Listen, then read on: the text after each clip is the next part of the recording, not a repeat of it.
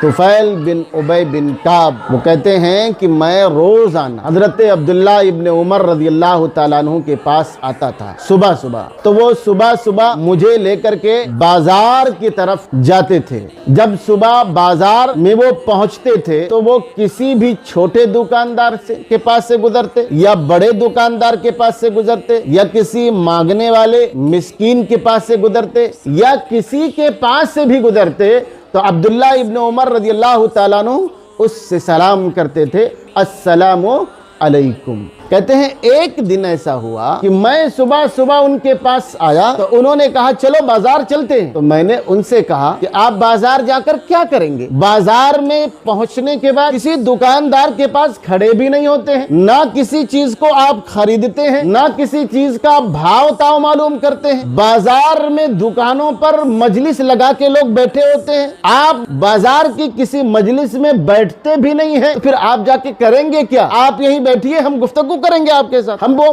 बातें करेंगे। तो अब्दुल्ला बिन उमर रज़ियल्लाहु ताला अन्हु ने कहा, ऐ अबुल बतन, ऐ पेट वाले, उन्होंने कहा कि हम बाजार किसी चीज को खरीदने नहीं जाते, किसी चीज का भाव ताव मालूम करने नहीं जाते, बाजार में तो हम सलाम करने जाते हैं, बाजार में हम सलाम करने जाते हैं, जो भी मिलता है हम उससे सलाम करते हैं।